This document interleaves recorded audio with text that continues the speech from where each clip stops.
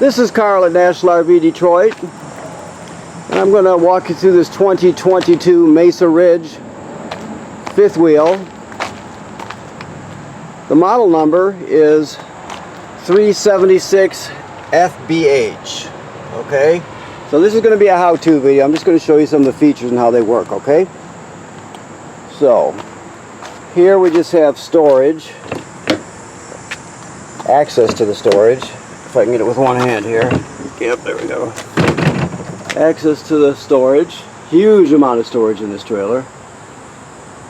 Okay. You have a 6-point leveling system. Ground control 3.0 by Lippert. I'll show you where the controller is and talk to you a bit about that in a few minutes. Keep in mind that this strong arm here gives you extra support when it comes to stabilizing the trailer. This T-handle you see right there with the threads on it, that locks it into place. So whenever you're raising or lowering your jacks, you want that open so it can travel freely. The only time you're going to tighten it is when you get the jacks down and get it leveled into the position you want. Then you're going to tighten that. But before you bring back your jacks back up to leave the campsite, for example, you're going to loosen those so the inner tube slides free through the outer one. Okay? So you have a huge awning up here, which is a power awning with a LED strip, of course. There's your mid jack there. Of course, there's the front landing gear jack, and it has two strong arms on it. So remember what I said about keeping those open so they can travel freely when you're raising and lowering your jacks. Okay.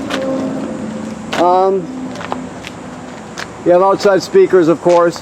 This here is the vent for your range hood. Okay. Now there's a baffle there. Maybe you can see it on the camera, or maybe not. I'm not sure, but if you're going to use if you're cooking and you want to vent to the outside using the fan in the range hood, you always want that baffle up there flapping freely. You can lock it into place, lock it closed just by pushing it shut. It snaps shut. But you need to just use your thumb or index finger to pop it free if it's not flapping freely. Because if it's not, you won't get a unobstructed flow to the outside when you're venting. So keep that in mind. Here we have your front basement pass through here. TV hookups here because you want to put a TV out here. That is your coiled sprayer there, the blue one. That's plugs into your. It's got a quick connect on it. It plugs into your spray ports. You've got your jack and I'm sorry, not your jack, but your crank, and that's your dump hose kit.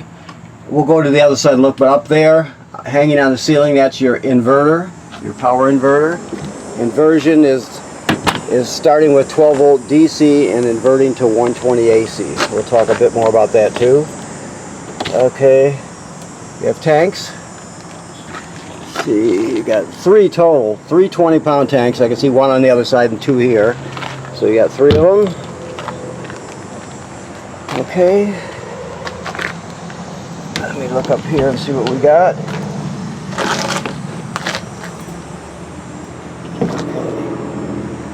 So let me just lock this into place up here if I can with one hand. I'm killing myself. There we go. Okay, so you just have one battery in here now, although it can take 2.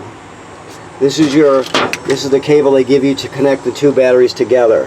If you do add a second battery and you connect it, you want to make sure that you connect it so you're still putting out 12 volt DC. You're just doubling the storage capacity. So make sure you pay close attention to that. Okay, if you're going to do that. Your solar cables there going up. Okay.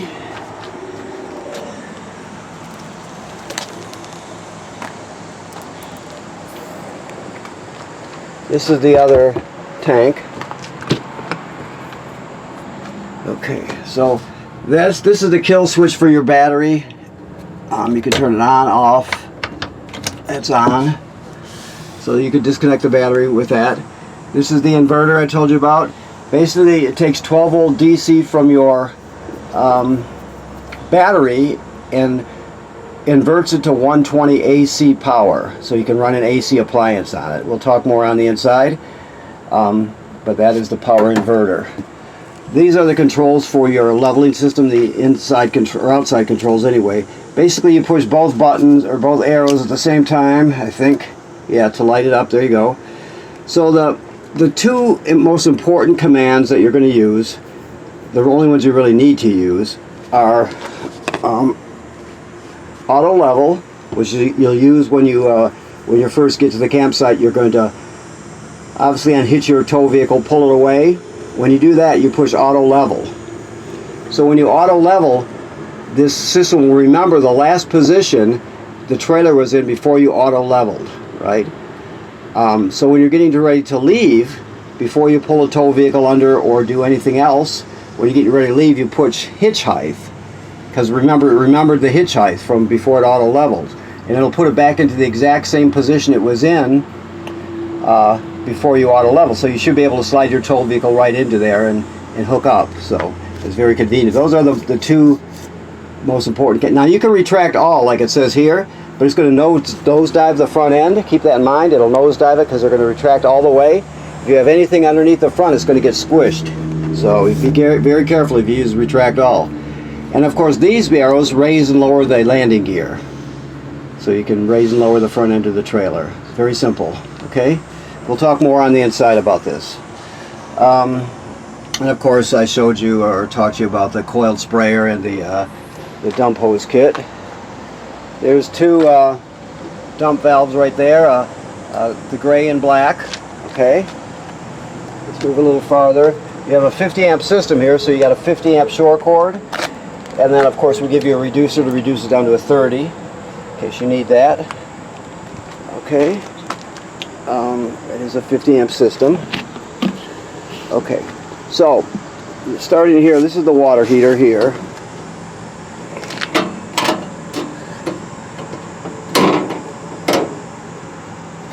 Okay, alright, so this water heater works on 120 AC. There's a heating element behind this cover here, and then there's a gas burner. It'll run on LP gas. It's drained right here. If you can see that 1/16 6-point hex there, that's where you drain it. Okay, never run the water heater without water in the tank. So if you drain it, make sure you refill it before you use it. The switches for electric and gas are inside the trailer. I'll show those to you when we get in there, okay? Alright. This is your water dock here. So let's look at it. Okay, you have satellite hookup and cable hookup here at the top. Then you have these 4 diagrams here. Okay. So pump or city water is this diagram right here, which we're in. If you look at the configuration of the valves, they match right here. So that's normal. So you just hook up the city water and you're all set. Okay, now if you're camping someplace where you don't have city water, if you're kind of boondocking, you can put your hose is hooked up to here, of course. I'm sorry, but you'll put it into the tank fill mode by imitating or putting the valves in these 3 positions here, and then that'll fill your fresh water tank. So you take the water with you because you don't have any city water where you're camping. Let's say you're boondocking or something, and then you put it into pump city mode because you're going to pump it, and turn on the water pump, and it'll pump the water out of the tank. All the appliances will work or the plumbing will work as though you have city water. You'll just be pumping it out of the tank. Okay. And to winterize, this is the position for that, and to bypass your water heater is that position there. Okay. Very simple. This is where that quick connect hooks up. You have 2 toilets in here, 2 black tanks, so you have 2 black tank flushes. This sticker here tells you never turn on the water to your black tank flush unless that black tank dump valve is open. So always make sure after you dump the black tank that you're going to flush, you leave the valve open so too much pressure doesn't build up. You leave it open, then you turn on the water to that tank and flush it out, okay? That's important. You don't want too much water or too much pressure to build up, okay? Alright, so that's about it for that. Let's see what else we have here. This is just a look from the other side. Huge. storage.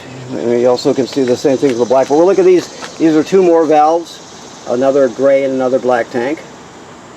Okay, like I said, that you want that black tank valve open when you're flushing the tank out at the dump station. So here we got another look from here. Okay. So as we come around and look up a bit here, the manufacturer states the roof should be inspected every 90 days. So keep that in mind. You want to have somebody look at the roof every 90 days to make sure there's no cracking or separation where water could get through. Make sure there's no damage caused by low branches or road debris flying up there, anything like that. People, generally speaking, don't inspect their roof enough, so please keep after it. That's every 90 days, and you'll stay ahead of any potential problem you have. Odds are you won't have to do anything to it for years, but you just don't know for sure, so that's why I inspect it, okay? Alright, so we have, first of all, this is for your ceiling vent fan right up here. The remote for that fan opens the lid and everything, okay? Here, right now we're looking at the climate control here, so we're cooling right now. We got AC going. If we'll go back to home, you can see 68 degrees is what it's set to. We're still at 73. I just turned it on. Your lights are on. If you go to motors, you can see this is another leveling way to level the trailer. This one has more functions, more features. You still have auto level. But you can control the jacks individually. By pushing that, you can operate all of them individually, and if for some reason you need to. Generally speaking, you're going to use auto level and auto hitch height. So if you want to learn more about that, you can read up about it, but that's another way to operate the leveling system. What's that doing? Oh, I just want to go home again. Okay. Your tanks. You can see you have some in your freshwater tank. We always do that to test it, but the rest of them are empty. You can turn your water on gas there. You can turn the electric on here. Your water pump, you can turn on there. Remember, the water pump's used to pump water out of the freshwater tank if you don't have city water. It's also used to winterize the trailer. So that's how you operate your water heater with these two, and there's your water pump there. Let's go home again.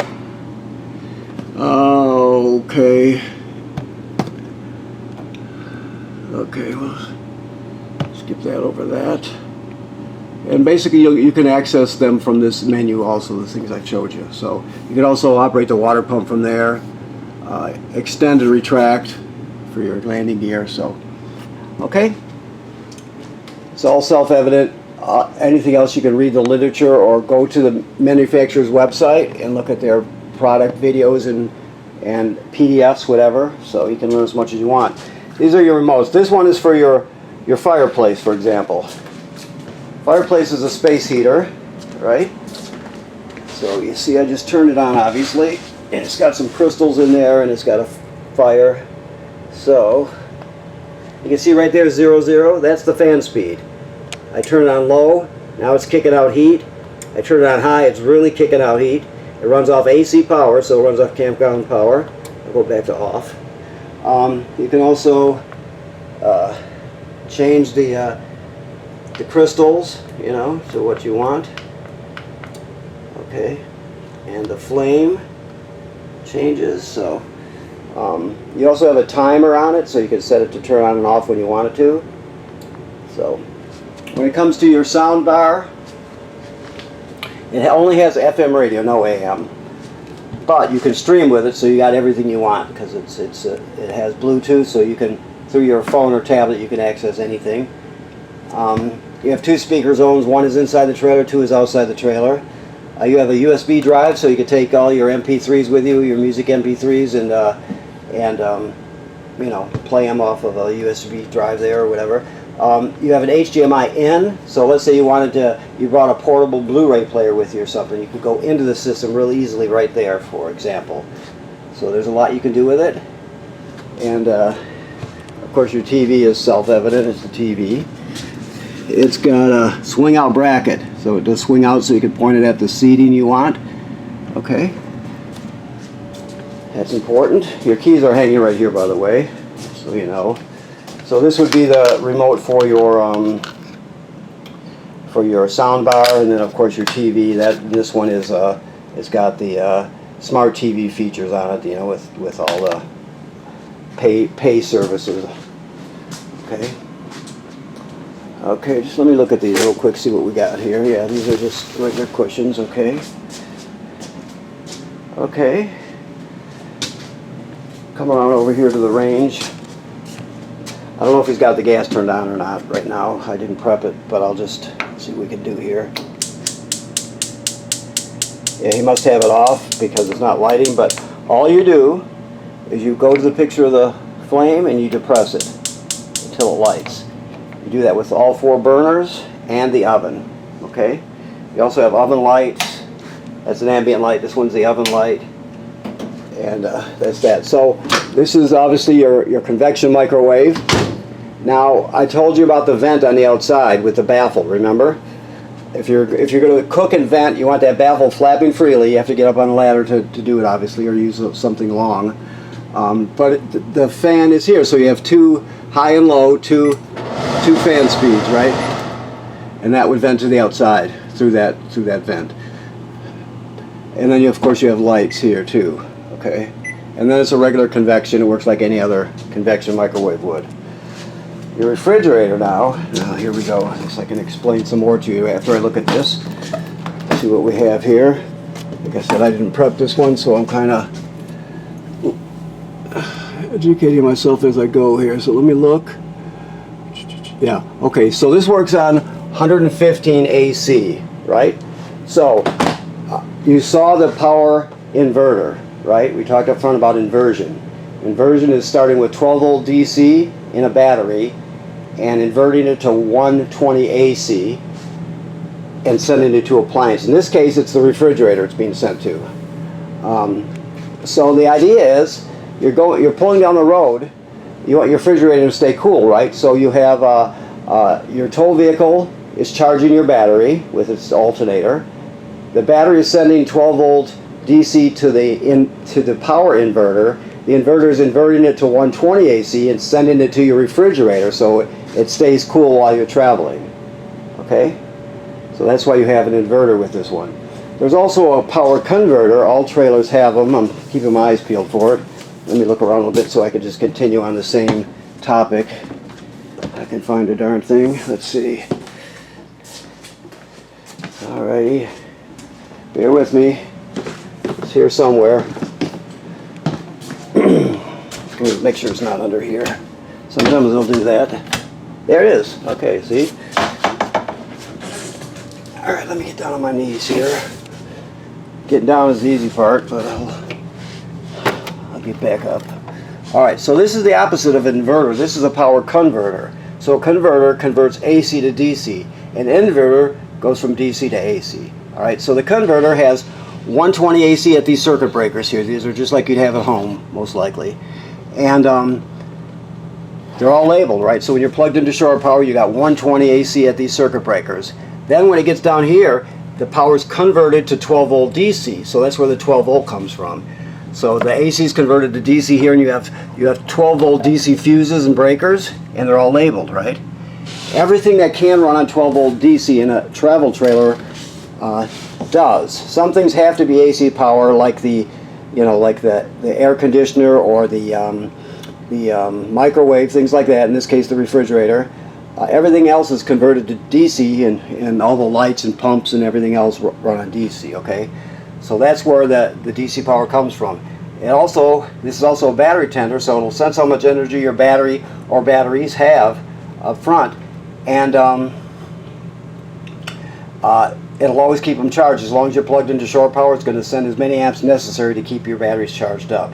So when you're plugged in, this charges your battery. When you're going down the road, your tow vehicle will charge the battery. Okay? So that's the inverter. Okay. Let's keep going here. Let's see, we'll go, let's see, I did all this. Okay, we'll just go this way then. Let me close this so it doesn't get caught up. Okay, so here's another living area. These are hide-a-beds here. They're really nice ones in that it's a three. You pull the back cushions off, set them aside somewhere. You grab it down here and fold them out, and there are 3-panel hide-a-beds. They're actually decent beds. They're not like the old hide-a-beds used to be. You got another one here. Yep. So you have 2 of them for people, guests or kids or whatever you have. And obviously a TV and your refrigerator. That's pretty self-evident now. Let me see which is which here. That's a wardrobe closet. And so is this one. Yeah. So they're both just closets. Sometimes they're prepped for some other function, but these are just closets here. Okay. Another fan, 4-speed fan with a powered lid on it. So between the 2 fans, there actually is probably going to be 3, including the bathroom. You really, well, on those days where you don't quite need air conditioning, you can really pull the heat out with those. So the toilet works like any other RV toilet in that it sits over a black tank like we talked about. It's got a flush pedal right there. So when you're going to pull into the campground and your black tanks have been dumped the last time you left your last campground, so they're empty. So you'll pull in there, hook up your power and your water. Then you're going to come in here and you're going to put a dose of chemical in the bowl. Then you stand on the pedal, hold it down till at least a gallon of water goes into the tank below along with the chemical. More is better. Don't use less than a gallon, but you can use more, as much as you want. So keep that in mind. You can't use them dry, meaning without chemical or water, because then it's just going to be a mess. It'll go clogged up. It'll just be a mess. So you always have to do that with each toilet, with each black tank. Okay. Alrighty. Even though there's the remote for your ceiling fan in here, your vent. So you're only going to see a few GFCI plugs around here, maybe 3 of them in this trailer. But then you see some regular ones too, like this one here. It's just a regular duplex. Well, they're still wired through a GFCI, even the one on the outside. So everything is protected by the GFCI.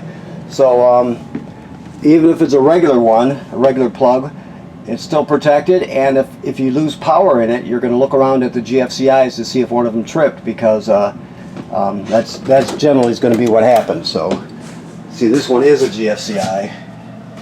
So we have both, but they're all wired through it, like I said. So the most important thing I'm going to tell you about this shower is when you're traveling in transit, you always have this latched.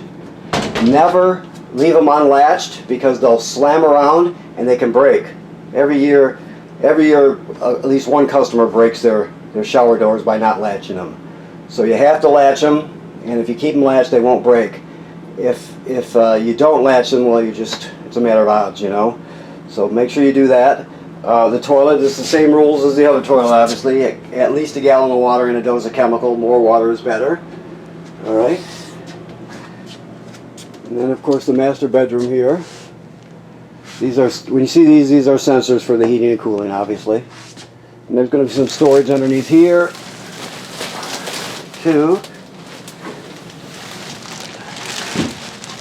And then you have a wardrobe here, of course. Let's see about over here. Yep, here's the wardrobe.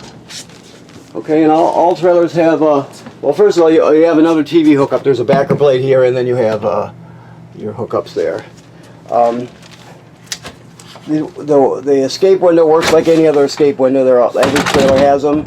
You open it that way, and then you grab a hold of the tab and pull the screen out so you can escape. So if you got kids or grandkids that need to know that, make sure you show them how that works, okay? Okay, I think we pretty much covered it now. Let me look around a little bit. I think we've got it. This is your carbon monoxide LP gas detector right here. It should always be glowing green like it is. If it's not glowing green, get it serviced. It's not expensive to replace it, for example. And it's hardwired to the battery, so it's always on, and it needs to always be on because it's very important. So make sure you always keep it. There's also a test button on it too you can push to hear it. So just make sure it's always working, okay? All right. So I want to thank you for purchasing your trailer here at National RV Detroit. Please remember what I said about inspecting the roof every 90 days. It's very important. And right now there's water in the system. All the antifreeze has been purged out and replaced with fresh water. And so you're all set for the summer when it comes to your water, okay? Thank you very much.